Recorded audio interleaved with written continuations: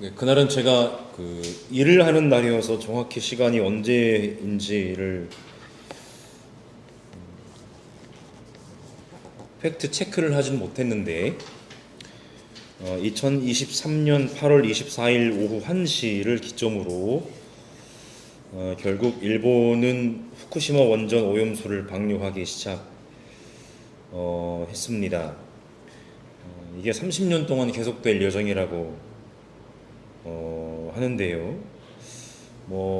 첫 자녀를 낳는 나이가 계속해서 올라가고 있다고 해도 어쨌든 한 세대에 해당하는 기간입니다. 이것은 인류 역사와 지구 생태계에 대한 엄연한 범죄 행위인데도 부끄럽게도 가장 가까운 이웃 나라인 우리나라의 정부는 소극적으로는 우리의 먹을거리 안전을 위해서도 적극적으로는 지구촌의 이웃들과 지구의 생태계, 또 다른 동료 피조물들을 위해서도 반대 의사를 분명히 밝히지 못한 것에 대한 책임을 분명히 져야 할 겁니다. 세상적으로도 그렇고 창조주 앞에서도 그렇고요. 그런데 이 책임은 이 땅의 교회들이 사실은 더 크다고 볼 수 있겠죠. 곰곰이 생각을 해봤는데 이게 표현이 너무 좀 촌스럽고 질이 낮을지는 모르겠지만 생태계 파괴니 하는 말이 피부에 정 와닿지 않으면 이렇게 이해를 해볼 수도 있지 않을까 싶은데, 사람이 먹을 음식에 독약을 타는 사람은요, 정치적인 입장에 같고 다름을 떠나 나쁜 사람이죠. 그런데 그것이 나쁘다고 이야기를 하지 못한다는 겁니다. 그것이 사람을 죽이는 일인데도 불구하고요. 우리가 하나님의 말씀이라고 믿고 고백하는 성서의 첫 구절은 태초에 하나님이 천지를 창조하셨다 라고 선언을 합니다. 그런데 하나님이 창조하신 그 세계가 탐욕에 가득 찬 인간의 파괴적인 행위로 인해 망가지는 것에 대해서 신앙적 일말의 양심의 목소리도 내지 않는 교회가 과연 성서를 하나님의 말씀으로 믿는 교회인지 의심할 수밖에 없다라는 겁니다. 오늘날 참된 신앙은 기도 많이 하고 예배에 열심히 참석하는 것이 참된 신앙이 아니라 무엇을 향하여 목소리를 내는지의 여부가 참된 신앙을 판가름하는 요소가 되는데, 그것을 하지 못하고 있다라는 것이죠. 하나님처럼 되고자 했던 처음의 인간들을 기다린 것이 죽음이었듯이 교만이 하늘을 찌르는 오늘날 인류를 기다리는 것 역시 죽음, 그 이상도 그 이하도 아닐까 싶은 마음도 듭니다. 처음부터 좀 무거운 말씀을 드렸는데 이 얘기를 교회가 하지 않으면 누가 할까 싶은 마음에요. 말씀을 드렸고요. 오늘은 원하시는 사람들이라는 제목으로 하나님 말씀을 함께 나눌 때 오늘 우리에게 주시는 하나님 말씀을 함께 들을 수 있도록 하겠습니다. 먼저 지난 본문에서요, 예수께서 제자들과 함께 바닷가로 물러가셨을 때 갈릴리를 중심으로 다양한 곳에서 많은 사람이 몰려왔다고 복음서는 얘기하고 있었고요. 또 이에 예수께서는 자기에게 밀려드는 혼잡을 피하시려고 작은 배 한 척을 마련하게 하셨고, 이때로부터 이제 마가복음서 전반부에 해당하는 8장까지가 갈릴리 호수를 중심으로 이편 저편을 건너서 다니시는 여정이 반복된다라고 말씀을 드렸습니다. 그래서 오늘 본문 13절은 이제 갈릴리 호수를 건너서 다니는 여정이 시작되기 전에 예수께서 산에 올라가시는 이야기로 시작하는데, 이 산이라고 하는 것은 많이 들어보셨지만 예수께서 중요한 일을 앞두셨을 때 혹은 중요한 대목에서 등장하는 바로 배경입니다. 마가복음서 6장 46절에서 예수께서는 기도하시기 위해 산에 올라가셨다라고 기록을 하고 있고요. 9장 2절에서는 예수께서 높은 산 위에서 소위 용모가 모습이 변화하신 사건, 이른바 변화산 사건이 기록되어 있습니다. 그런가 하면은 몇 주 전에 좀 긴 시간 살펴보셨던 마태복음서의 산상수훈은 예수께서 산에 올라가 앉아서 무리를 또 제자들과 무리를 가르치신 이야기입니다. 이렇게 보면 오늘 예수께서 산에 올라가셨다라는 말로 시작되는 12 제자를 부르신 사건은 또 그 어떤 사건 못지않게 중요한 일이다 라고 하는 것을 우리가 짐작을 할 수 있는데, 오늘 본문에 보시면은요, 예수께서는 산에 올라가셔서 어떤 사람들을 부르셨냐면 원하시는 사람들을 부르셨다 라고 그렇게 이야기합니다. 여기서 부른다라고 하는 것은 불러서 가까이 오게 한다 라는 의미인데요, 마가복음서에서 역시 똑같은 단어는 다른 구절들에서 가까이 부르다 라고 번역이 되어 있습니다. 근데 예수께서 불러서 가까이 오게 하신 사람들은 다름 아닌 예수께서 원하시는 사람들이라는 것인데, 예수께서 제자들을 부르실 때 그들에게 원하시는 바가 혹은 기대하시는 바가 있으셨다라고 하는 거죠. 단순히 그냥 사람들의 동아리 모임으로 그들을 부르신 것이 아니라, 예수께서 이제 명단에서도 이제 보시겠지만, 너무 이분들께 죄송한 표현이지만 그 오합지졸들을 당신의 제자로 부르실 때에는 원하시는 거 또 기대하시는 바가 있었기 때문이다라는 겁니다. 그럼 예수께서 무엇을 원하셨는지가 이어지는 구절에 잘 나오는데, 먼저 14절에 보시면 예수께서는 12를 세우십니다. 또 16절에도 12를 임명하셨다. 두 동일한 구절이 등장하는데, 그 동일한 구절을 기준으로 앞부분과 뒷부분이 12 제자들에 대한, 앞부분은 그들이 어떤 것을 해야 되는 사람들인지에 대한 기록이고, 뒷부분은 그 일을 맡아서 감당할 사람들이 누구인지에 대해서 12명의 이름들을 나열하고 있는 것을 우리가 보게 됩니다. 12를 세우시는데, 그리고 그들을 뭐라고 이름 지으셨냐면 공통의 이름 사도라는 이름을 주셨다는 겁니다. 여러분 잘 많이 들어보셨겠지만 사도는 보냄을 받은 사람이라는 뜻으로서 그들을 보낸 그러면 주체가 있겠죠. 바로 예수께서 12를 사도라고 이름 지으셨다는 것은 그들에게 그 이름을 지으신 분, 이름을 주신 분 예수가 바로 그들을 보내시는 주체가 되신다라는 말입니다. 예수께서 12를 제자로 부르신 첫 번째 목적은 자신과 함께 있게 하기 위함이었습니다. 마치 하나님이 태초에 온 우주와 만물과 사람을 지으신 목적이 당신과 함께 있고 당신과 함께 안식을 누리게 하기 위함이셨던 것처럼, 예수께서 12명의 그 사람들을 제자로 사도로 부르신 첫 번째 목적은 당신과 함께 있게 하기 위해서였다는 겁니다. 함께 먹고 함께 마시고 함께 잠을 자고 함께 동고동락하는 그러한 동아리를 만들기 위함이셨다라는 것이죠. 예수께서는 당신이 원하시는 사람들과 함께 있기 위해 그들을 부르셨는데, 함께 있다라고 하는 것은 바로 인격적인 교제를 뜻합니다.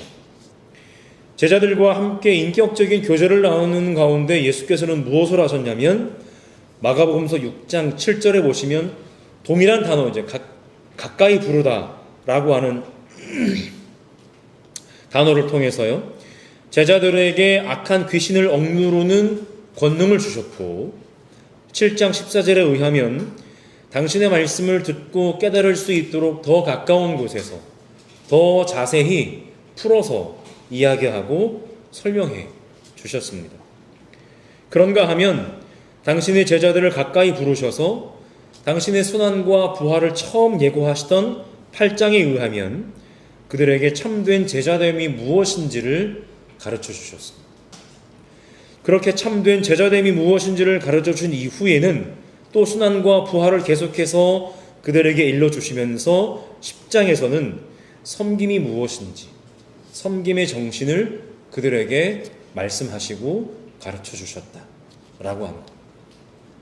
그러니까 예수께서 그 제자들을 가까이 부르셔서 그들과 함께 동고동락한 이유는 바로 그들과 함께 하나님 나라를 이 땅에 이루어가기 위한 목적이 거기에 있었다라고 하는 것이죠. 이렇듯 예수와 함께 가까운 곳에서 인격적인 교제를 나누며 지낸다고 하는 것은 바로 그분의 가르침을 따라, 그분의 삶을 따라 사는 것을 의미합니다. 또 예수께서 12를 제자로 부르신 또 다른 목적은 그런 그들을 함께 교제를 나누시고 그들과 함께 하나님 나라를 이루어 가시는 가운데 그들을 또 이제는 보내어서 바로 당신을 대신해서 하나님 나라의 복음, 즉 말씀을 전파하게 하시기 위함이었다는 겁니다. 말씀을 전파한다는 것은 말씀드렸던 것처럼 복음을 선포하는 것인데 예수천당 불신지요 그런 류의 복음이 아니라 이 땅에 참된 하나님의 나라를 이루어가는 삶의 선포였다라는 것입니다. 그래서 이것은 필연적으로 귀신을 쫓아내는 권능을 동반합니다. 마가복음서에서 복음 전파는 귀신을 쫓아내는 일을 통해서 구체적으로 실현되는데, 물론 귀신을 쫓아내는 일이 하나님 나라 복음 전파의 전부가 아니라는 것을 우리는 잘 알고 있습니다. 그러나 사람들이 보고 하나님 나라를 경험할 수 있는 여러 통로 중에 하나가 바로 귀신을, 고대 세계인들의 세계관 속에서요, 고대 세계인들의 세계관 속에서 악한 귀신을 물리치고 쫓아낸다라고 하는 것은 그 사람의 자리에 선한 영이 자리 잡는다라는 것을 의미하는데, 바로 그것이 그 사람 속에 임하는 하나님 나라라고 하는 것이죠. 오늘날 이상한 사람들이 하는 것처럼 막 주파수 높은 소리를 내지르면서 나가라 이런 소리 지르는 그런 류의 귀신 쫓아냄이 아니다라고 하는 것을 우리는 잘 알고 있습니다만, 여전히 그런 것들을 모르고 미혹에 넘어가는 사람들이 참 많은 것 같습니다. 예수께서 그런 권능을 가지고 계셨고 그를 따르는 제자들에게도 같은 권능을 주셨다라고 하는 것 자체가 이미, 그 귀신을 쫓아내는 것 자체가 복음의 본질, 누구 소수의 사람만 가지는 그 무엇이 아니라는 것을 의미한다는 것이죠. 그리고 16절에서는 다시 예수께서 12를 임명하셨다는 말을 반복하면서 시작하는데, 이번에는 그 12명의 제자들의 이름들이 나오는데, 그 12이라고, 오늘 우리말 성경에는 그냥 12이라고 나왔지만 본문에는 그 12이라고 표현을 하면서 12제자의 임명을 조금 더 강조하면서 이제는 이름을 나열하는데요. 일일이 다 살펴보기는 좀 힘들고, 이렇게 잘 살펴보시면 처음 세 제자들에게는 예수께서 다른 이름을 덧붙여 주셨다라는 표현이 붙어 있습니다. 베드로와 야고보와 요한인데요, 베드로라는 이름을 덧붙여 주신 시몬, 그리고 천둥의 아들이라는 별칭을 덧붙여 주신 야고보, 요한인데, 이 세 제자는 예수께서 산에 올라가셨을 때의 그 산내라고 하는 배경 설정과 비슷하게 중요한 순간마다 예수와 동행했던 제자들입니다. 높은 산에서 용모가 변하실 때 그들이 함께 있었고, 십자가의 죽으심을 이제 가까이 두시고 올리브산에서 예루살렘 성전을 마주보고 앉아 계실 때도 그들이 예수와 함께 그곳에 있었습니다. 그리고 십자가의 죽으심 바로 직전에 겟세마네 동산에 기도하러 올라가실 때 그 세 제자를 우리 예수께서는 데리고 올라가셨다라는 겁니다. 아마도 그래서 오늘 본문에서도 그들에게 이런 특별한 이름을, 그렇다고 좋은 이름까지는 아닐 텐데요, 그런 이름을 덧붙여 주신 이야기는 그 제자들의 조금은 특별한 이상, 어떻게 보면 조금 더 가까운 관계, 그런 주님이 사람을 차별하시는 분은 아니시니까요. 교회 공동체 안에서의 그들의 위상을 나타내는 것 같습니다.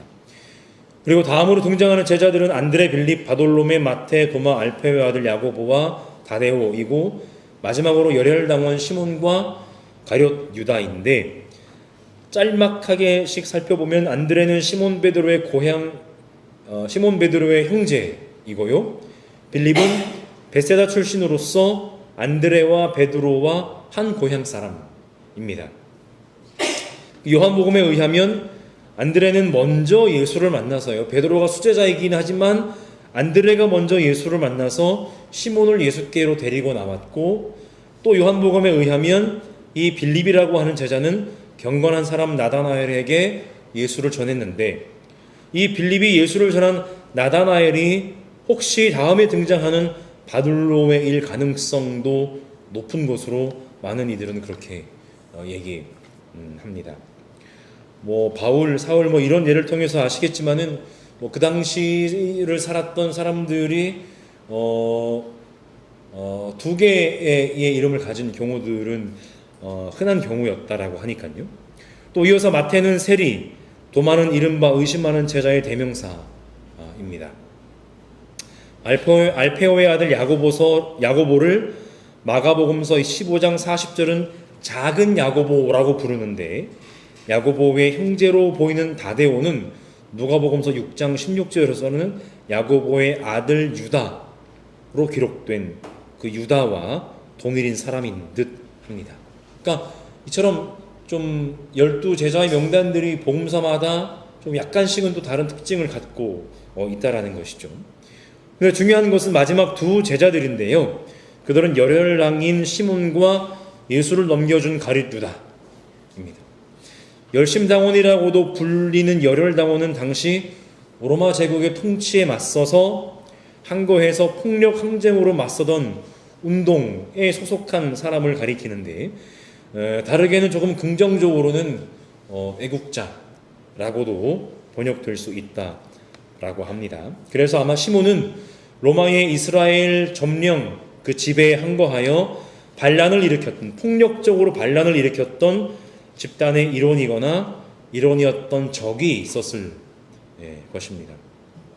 마지막으로 유다를 수식하는 가룟은 이스카리옷인데, 카리옷 출신의 사람을 뜻할 수도 있고, 문자적으로는요 암살범을 뜻할 수도 있습니다. 그러니까 이것도 그냥 어떤 사람을 죽이기 위한 범죄 행위로서의 암살범이 아니라 정치적으로 극단적인 견해를 가지고 있는 사람으로서 유대의 로마의 유대를 향한 국정에 항거하는 그런 사람들의 일원이었을 수도 있다라고 하는 겁니다.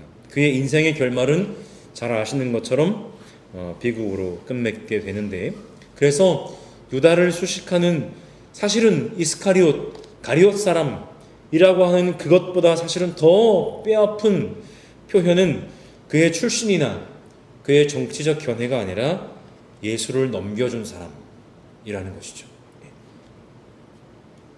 여기까지가 이제 예수의 12제자들의 명단인데, 결론을 맺겠습니다. 예수의 12제자의 면면을 우리가 깊게 들여다볼 수는 없겠지만, 각자가 출신도 배경도 다른 다양한 이들의 모임이었다는 것을 알 수는 있습니다. 그들의 출신도 다양했지만은요, 아마도 정치적인 입장도 다양했을 걸로 우리는 추측할 수 있습니다.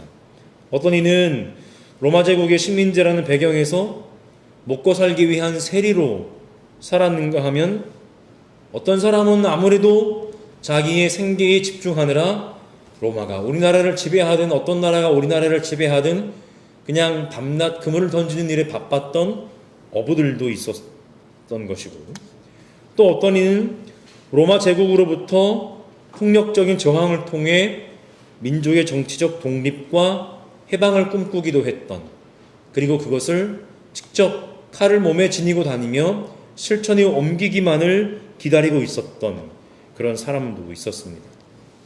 심지어 어떤 제자가 스승을 유대의 대제사장들에게 팔아넘기는 일까지 벌이는 비극도 이뤄지게 됩니다. 그는 너무도 천연덕스럽게 대제사장들이 보낸 사람들과 암호를 정해놓고는 예수께 다가가서 무난하며 입을 맞추었습니다. 그런데 오늘 본문은 그 사람들이 예수께서 원하시는 사람들이었다는 것. 과연 예수는 무엇을 원하셨을까? 그를 따랐던 많은 이들 가운데 하필이면 이런 사람들에게 무엇을 원하실 건덕지가 있어서 제자로 삼으셨을까라는 것. 아마도 그들의 자격 요건이어서 중요했던 것이 아니라 그런 사람들을 통해서, 이런 오합지졸들을 통해서 하나님의 나라를 만들어 나아가기를 원하셨기 때문에 그런 사람들을 부르신 것은 아닐까 싶습니다. 오늘 우리는 예수의 제자를 꿈꾸며 살아가죠. 서두에 말씀드렸던 것처럼 너무도 당당하게, 교만하게 하나님의 창조 섭리를 거스르는 교만한 이들이 오늘도 이 세상에는 가득합니다. 또 오늘 본문에서처럼 예수의 제자로 부름을 받았지만 예수의 뜻을 헤아리지는 못하고 그의 뜻에 오히려 거스르는 사람들도 여전히 많이 있습니다. 그럼에도 불구하고 오늘 우리가 예수의 제자로 산다는 것은 우리를 향한 그분의 원하심이 무엇인지를 헤아린다는 것이고, 그분의 원하심을 헤아렸으면 그것을 따라 살기 위해 애쓴다는 것을 뜻할 겁니다. 바라기는 우리 전주 보금자리 교회가 그러한 참된 예수의 제자 공동체가 되어갈 수 있기를 간절히 소망합니다. 아멘.